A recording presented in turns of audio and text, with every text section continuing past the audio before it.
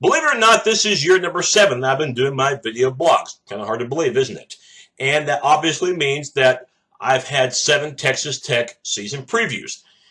And if you've watched them over the years, first, thank you. But secondly, you might notice a recurring theme. In fact, it might remind you of listening to any song from Johnny Cash or from Neil Diamond or from Adele. In other words, when you've heard one, you've heard them all, and there's hardly any variations, like listening to a broken LP. It's the same thing. Texas Tech, that's pretty much how it's been, the same thing. Look, their offense is always going to be efficient because they throw the ball quite a bit, and they have a setup to where receivers really get involved. And they'll typically also, the offense will not take up much time off the clock, which isn't necessarily a good thing. Last season, they had about 26 minutes of time of possession per game. The defense, though, seems to be the same thing as well. They give up their fair share of yardage, and I like to say they give up more than their fair share in terms of yardage, in terms of points, and also to minutes they spent on the field, about 34 per game. That's way too many for a defense on any level. I'm going to talk about the offense first entering this year, and when I get to the defense later on, might be a little bit of hope for the Red Raiders because of a new face that will highlight the coordinator spot. But let's talk about the offense first, and at least Kliff Kingsbury entering year number 3 at his alma mater as head coach, at least he doesn't have to worry about quarterback. The only thing he has to worry about is which one to start, okay? And any team would love to have that luxury. Just ask Ohio State, because they do. Davis Webb, got to remember 2 years ago, got playing time and took advantage of it, and that was a year in which they had Michael Brewer, a transfer, as well as Baker Mayfield, of course, is trying to win the starting position at my Sooners.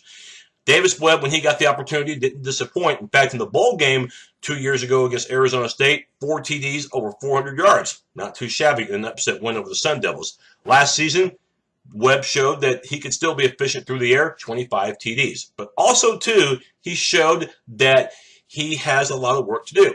13 interceptions, way too many for a guy who only played 2/3 of the season. That's right, only 2/3 of the season, because after the 8th game, the shoulder issue was just too much, and so Kingsbury put in Pat Mahomes, just a freshman at that time, and Mahomes for the 2014 season, how about this? 16 TDs and only 4 picks. So percentage-wise, he was actually better than the incumbent, and entering spring ball just a few months ago, Webb still wasn't able to go, so Mahomes got a ton of snaps, and out of 16 passes, Mahomes completed 12 of them. So you go with the guy who, right now, in my opinion, probably shows more potential in Mahomes, or you can go with the guy with experience and hope that he can cut down the interceptions and that his shoulder has healed in the form of Davis Webb. Big decision that Coach Kingsbury will have. Looking at the wideouts for the Red Raiders, and whoever the quarterback is going to have luxuries big time because they have a lot of experience. Remember, Texas Tech runs the air raid attack. That means 4 wideouts typically and only 1 running back. So you need receivers, and the Red Raiders have them. Jakeem Grant, I think, is extremely talented. Reginald Davis, you have him. Dylan Cantrell, as well as Devin Lauerdale, who've seen their fair share of experience in the past. You have them coming back. Ground game has experience too, and you have a 1,000-yard rusher returning in DeAndre Washington, who in fact gained over 1,100 yards a year ago. Every time he touched the ball, nearly 6 yards per carry. However, the Red Raiders, I don't think, quite utilized that running attack enough in the red zone, as Washington only had 2 rushing TDs. Backing him up is Justin Stockton. Didn't get near as many carries, in fact, not even close, but he had about 8 yards a carry, so there's potential there. Offensive line, going to be damn good, especially pass protection. And last year they were already good anyway because they only gave up about 13 sacks per game. LaRaven Clark could have left for his senior year. He, in my opinion, is the second most talented lineman in the Big 12. I think the first is Spencer Drango of Baylor. But LaRaven Clark can hold his own at 6'6", 313. The guy has been consistent every year. In fact, he's been better every year. And when it comes to pass protection, it's rare that anybody can ever get past him. The center gets, I think, overlooked because of Clark's greatness, and that is Jared Castro, who, just like Clark, entering his 3rd year as a starter for the Red Raiders. And then the guards, Baylon Brown and Alfredo Morales, give you experience there. The least experienced guy of the bunch, right tackle, Poet Thomas.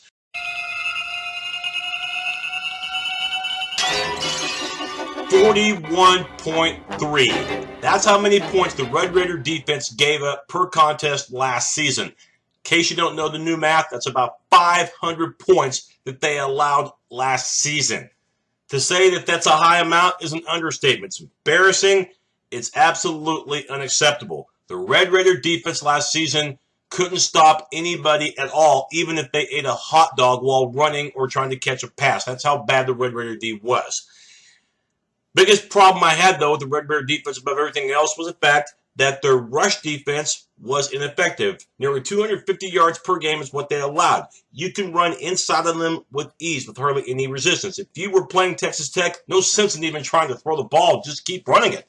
Heck, that's what the Sooners did when trailing the Red Raiders entering the second half in Lubbock. They stuck with the ground game, and it ended up being pretty smart advice because of the fact that the Red Raiders, even when they knew the run was coming, still couldn't stop it. So their defensive interior has to be better. The defensive end part, I don't think is that bad, though. Pete Robertson, who plays the band position, will occupy one side, 13 sacks a year ago for the senior. He'll be complemented by another senior on the opposite side of the defensive end. That's Brandon Jackson. They can get to the quarterback at times. It's just when it comes to stopping the run, they got bulldozed a year ago. Linebackers, one guy that I think is on the rise and will come into his own is Micah Awe. You'll have him at one linebacker. And the other linebackers they have lined up at one of the will position, that's Sam Atoyam. And then at the Ray position, Andre Ross. The front seven is going to dictate, just like for any other defense out there, how the secondary will do. So you know that front seven for the Red Raiders is under a lot of pressure.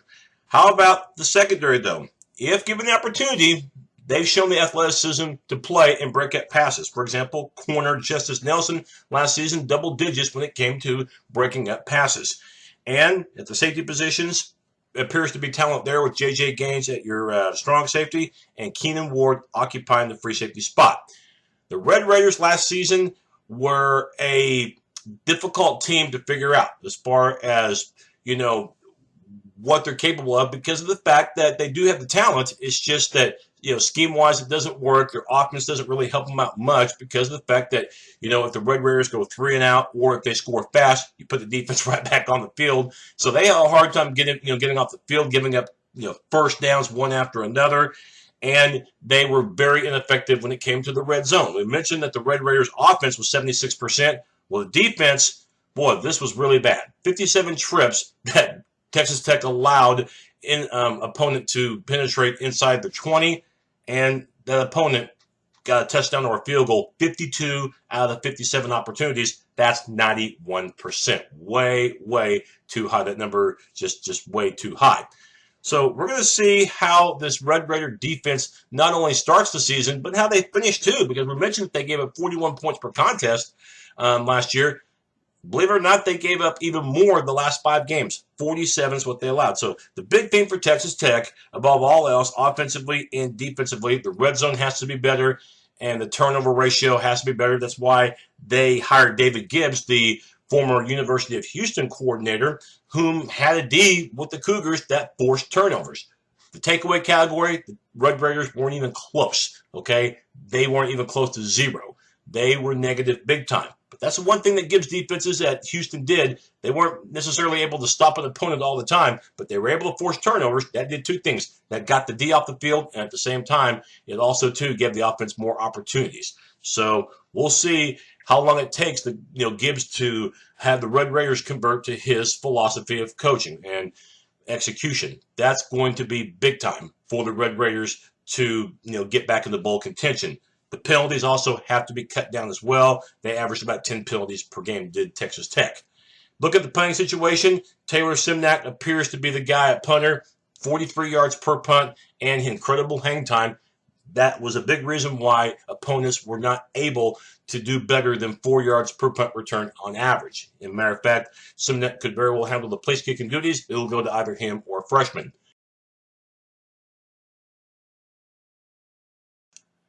As we wrap up the Texas Tech preview, I see this team going 4-8 with a 2-7 record in conference play and 8th place in the conference. In other words, no variation from last year. I think their wins will be the first 2 games, Sam Houston and UTEP, as you see the schedule.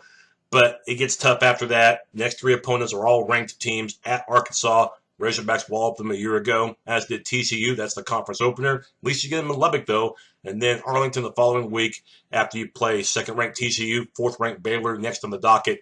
Texas Tech almost came from behind last year in a game in which both teams scored a combined 94 points. Baylor, again, is going to be loaded, though.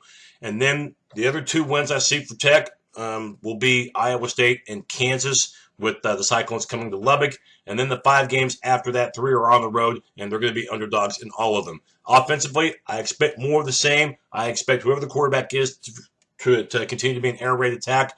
But Red Raiders have got to cut down the penalties. They got to find ways for their defense to get off the field. They're spending way too much time on it. And the rush defense, I know they got a new defensive coordinator. I do think that it will take time for this team to play the way the coordinator sees fit. And I see it being a long learning process for the defense. The D, I think, will be in for another long year. I just think there's too much to learn right now for this new D under the new coordinator. I think the offense will be fun at times to watch, but the end result, again, is like a broken record. I don't look for it to change. That's my look at the Red Raiders. See you next time.